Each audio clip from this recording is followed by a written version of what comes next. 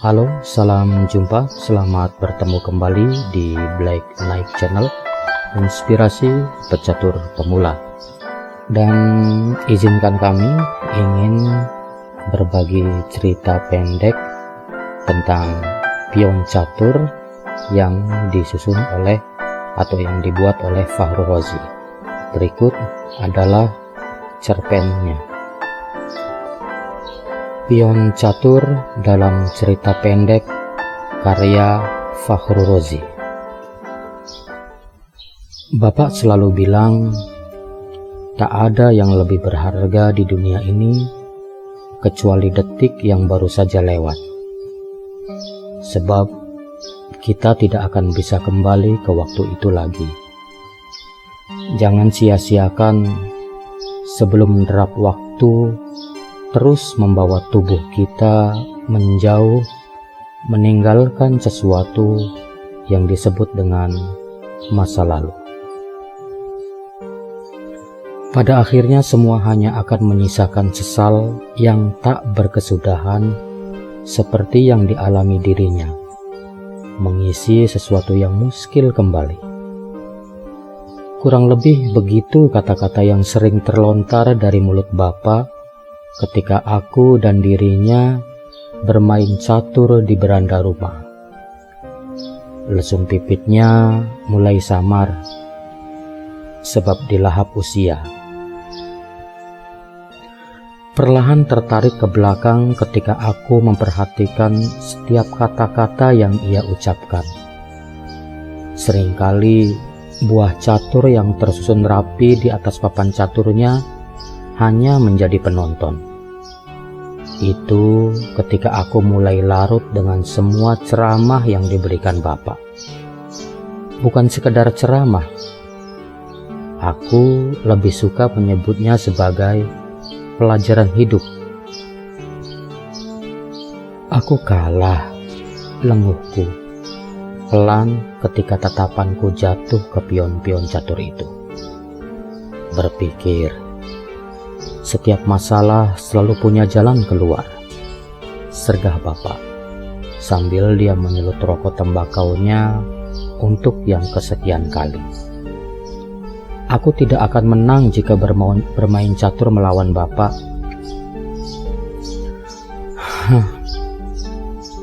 Barisan gigi Bapak yang mulai menguning jelas terlihat.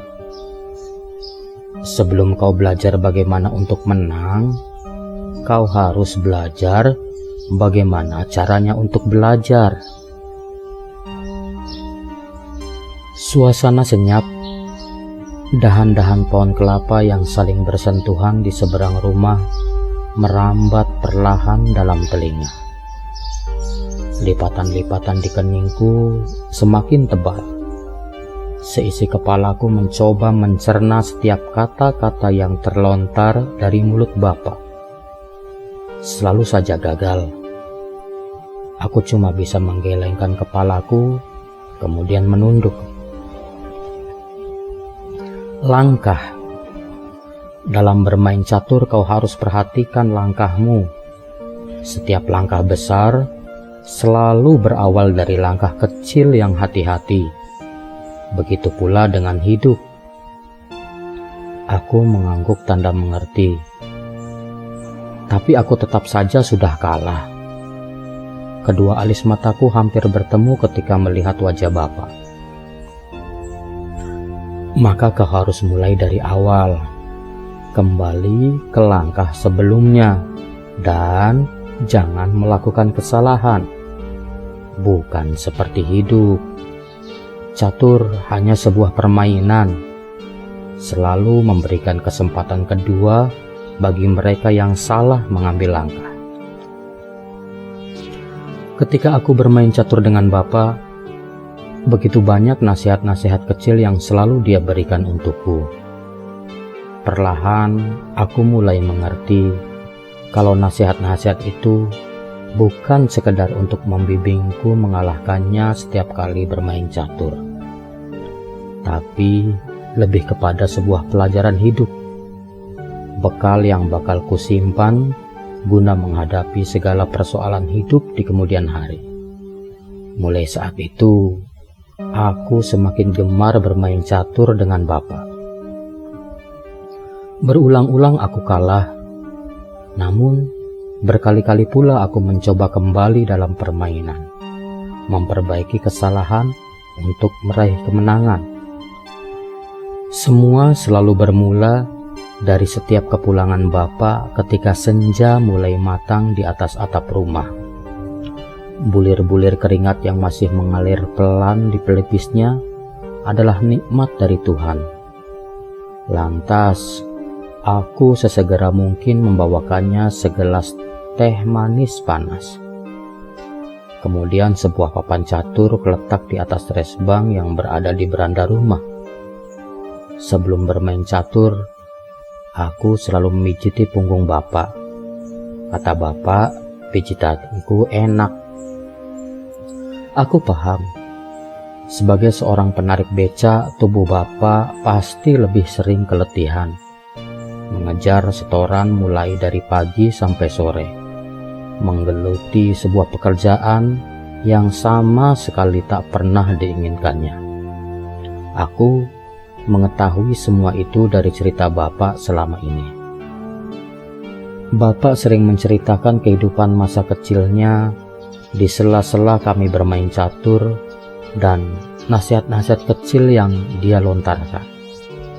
Bapak bercerita dia terlahir dari keluarga yang sangat sederhana. Kakek hanya seorang buruh tani yang sesekali dibantu nenek. Kehidupan mereka serba kekurangan, namun bahagia. Bapak sudah terbiasa makan nasi aking dengan lauk kepala ikan asin. Jika ada tambahan tumis kangkung dan sambal belacan, itu sudah menjadi makanan paling enak bagi Bapak dan keluarganya saat itu. Kalau sudah sore, Bapak bakal menyusuri pematang sawah. Dia memunguti beberapa dahan pohon kelapa yang mengering di tanah, lalu dirakit menjadi sebuah pesawat terbang sederhana. Bapak bermain di sana sepuasnya sampai maghrib tiba. Bermula dari situ, Bapak selalu berandai-andai kalau dirinya seorang pilot yang membawa pesawat terbang melintasi pulau, benua, dan samudra, membawa kakek dan nenek ke tempat paling jauh, meninggalkan gubuk mereka yang hampir roboh. Bapak memiliki keinginan menjadi seorang pilot. Semua keinginan Bapak terpaksa sirna, sebab dia tahu betul bagaimana kondisi keluarganya saat itu. Jangankan untuk membiayai Bapak di sekolah penerbangan, untuk menghidangkan sepiring nasi di balik tudung saji saja, kakek harus luntang-lantung di sawah milik warga. Sebab itu, Bapak bertekad untuk membuang jauh-jauh semua khayalannya yang sekarang membawanya jatuh ke palung penyesalan paling dalam. Menurutmu siapa yang paling hebat di antara semua buah catur ini? Mulut Bapak terus mengeluarkan kepulan asap dari rokok tembakau yang terselip di antara jari manis dan jari kelingkingnya. Menteri, aku coba menjawab. Kenapa? Dia bebas mau pergi kemanapun, langkahnya tak terbatas. Justru itu kelemahannya. Jadi, benteng. Sebab benteng mampu melindungi raja. Ketika situasi sedang sulit, menyembunyikannya di sudut papan catur jauh dari segala bahaya. Dalam hidup, raja adalah keluarga. Sementara kau harus bisa menjadi seperti benteng itu. Perhatikan langkahmu, lalu menjadi orang hebat agar kau bisa melindungi keluargamu. Tatar Bapak saat itu. Aku selalu terkesima jika Bapak sudah bicara seperti itu. Aku semakin meyakini kalau semua kata-kata yang terlontar dari mulut Bapak adalah sebuah pelajaran hidup. Dia selalu menggambarkan hidup melalui buah-buah catur seturut papanya. Dunia ini seperti papan catur, terdiri dari sisi gelap dan terang. Manusia adalah buah-buah catur yang harus memperhatikan langkah agar tidak terjerumus, kata Bapak setiap kali kami selesai bermain catur. Garis bibirku melebar. Aku semakin menerawang jauh. Saat ini semua kenanganku bersama Bapak terus berseliweran dalam kepalaku. Aku merindukan Bapak. Aku rindu memijit punggung Bapak. Aku rindu membawakannya segelas teh manis panas selepas pulang dari menarik beca. Aku rindu mencium aroma kepulan asap dari rokok tembakau yang berhamburan dari mulut Bapak. Aku rindu mendengar semua nasihat-nasihat Bapak. Aku rindu bermain catur dengan Bapak. Aku merindukan semua tentang Bapak sejak 5 tahun lalu. Aku berjanji akan jadi seperti benteng agar bisa melindungi keluarga, yaitu Bapak. Tidak, Bapak bukan raja.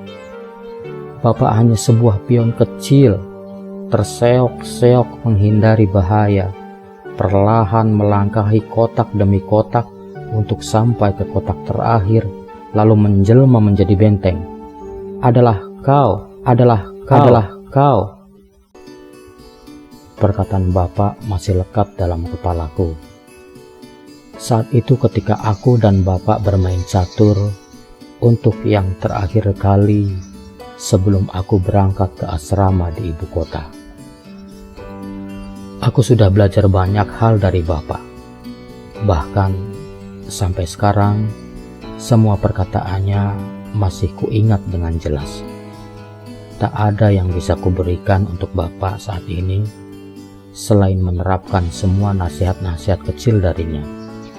Aku selalu mendatangi makamnya dengan menggunakan seragam pilot yang beberapa tahun lalu kuterima dari salah satu maskapai penerbangan terkemuka di tanah air. Medan, 2017.